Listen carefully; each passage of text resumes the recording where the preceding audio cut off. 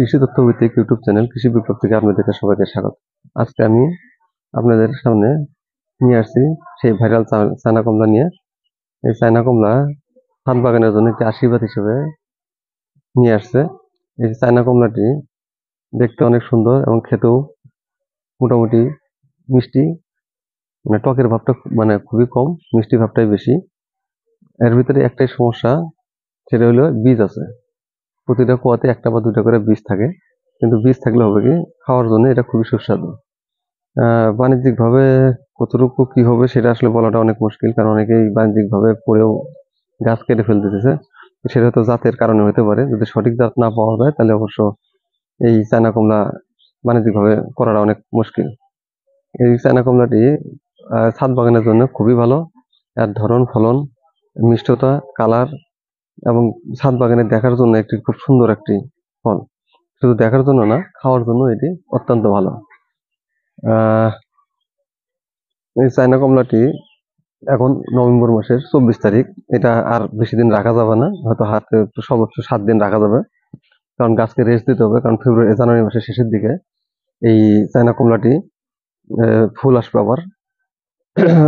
এবং এটার আরেকটা সমস্যা হলো, এই চায়না কমলা কিন্তু জানুয়ারির শেষের দিকে ফুল আসে এবং এই নভেম্বরের শেষের দিকে হারভেস্ট করতে হয়। আর ডিসেম্বর মাসের দিকে হারভেস্ট করলে হয় কি, রস শুকায় যাওয়ার সম্ভাবনা থাকে।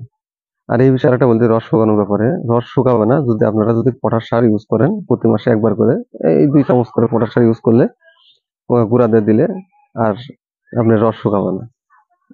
আর দেখতে পাচ্ছেন কি সুন্দর লাল টকটক হয়ে গেছে, খাওয়ার জন্য খুবই ভালো। আপনারা প্রত্যেকে এরকম 2-1টা চায়না কমলা গাছ ছাদের উপর লাগাতে পারেন। আপনাদের চোখের একটা যে দেখার যে তৃপ্তি, সেটা মিটে যাবে। এবং কি ছাদের উপরে আপনারা যদি কোনো মেহমান বা অন্য কেউ, যদি আপনারা নিজেরাও যদি বেড়াতে আসেন, দেখতেই ভালো লাগবে। আরেকটা কথা বলি, সেটা হচ্ছে এই চায়না কমলার আজকে হারভেস্টিং শুরু হয়ে যাবে। আর হারভেস্টিং করার পরে এই চায়না কমলার না এই চায়না কমলার চার সাইডে এই শিকড় তুলে ফেলতে হবে, মোটামুটি 2 থেকে 3 ইঞ্চি ড্রামের চার সাইড দিয়ে শিকড় তুলে ফেলতে হবে এবং নতুন মাটি দিয়ে দিতে হবে। সাথে হালকা একটু গোবর সার, এখন বেশি সার দেওয়া যাবে না, হালকা পরিমাণে গোবর সার দিয়ে চার সাইডে মাটিটা খুঁড়ে ওইখানে গোবর সার দিয়ে দিতে হবে, গোবর সারের মাটি। আর অন্য কিছু দেওয়া যাবে না এই মুহূর্তে। আর ফুল আসার পরে যতক্ষণ পর্যন্ত গুটি না আসবে ততক্ষণ পর্যন্ত আপনার গাছের গোড়ায় কোনো সারই দেওয়া যাবে না। আর এই হারভেস্ট করার পরে গাছের গোড়ায় পানি দিতে হবে হালকা পরিমাণে, বেশি একটা পানি দেওয়া যাবে না, দিলে নতুন পাতা বের হয়ে আসবে।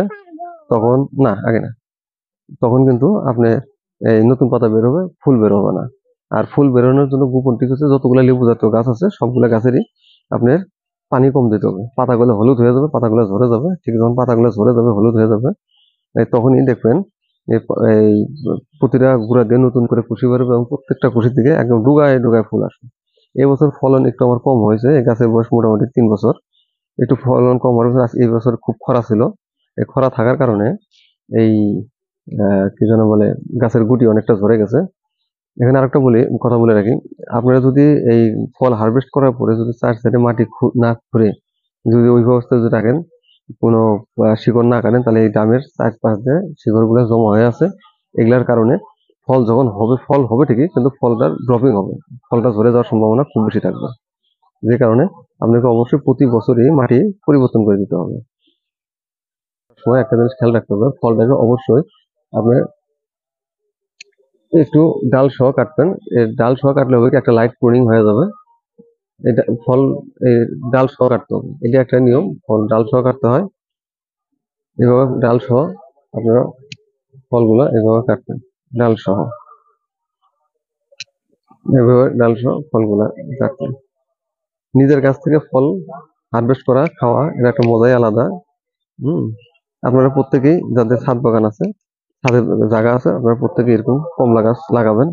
চায়না কমলা, দার্জিলিং কমলা, এগুলো সবগুলোই ভালো, কাশ্মীরি কমলা, এগুলো সবগুলোই ভালো। এটা খাওয়ার জন্য খুবই ভালো, ছাদ বাগানের জন্য খুবই আদর্শ একটা গাছ। আপনারা যাদের জায়গা আছে ছাদ বাগানে, একটি হলেও চায়না কমলা গাছ লাগাতে পারেন।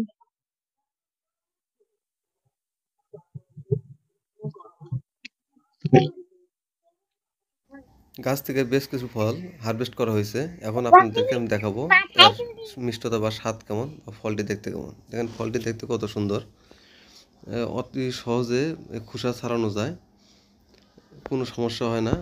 তবে এই হারভেস্ট করার 2-3 দিন বা 4 দিন পর খেলে এই ফলটি আরও বেশি সুমিষ্ট হয় এবং রসালো হয়। দেখুন ফলটি কি সুন্দরভাবে খোসা তুলে ফেললাম, এবং কি দেখেন দেখতেও কত সুন্দর। একটি আদর্শ কমলার যেরকম গুণাবলী থাকা দরকার এরকমই আছে। দেখুন ভিতরের অবস্থা। এখন আমি আপনাদেরকে দেখাবো এর ভিতরে রস কেমন আছে। 2টি কোয়া নিলাম, এখন চাপ দিলাম, দেখা যাক কী হয়। দেখেন রসে টইটুম্বুর।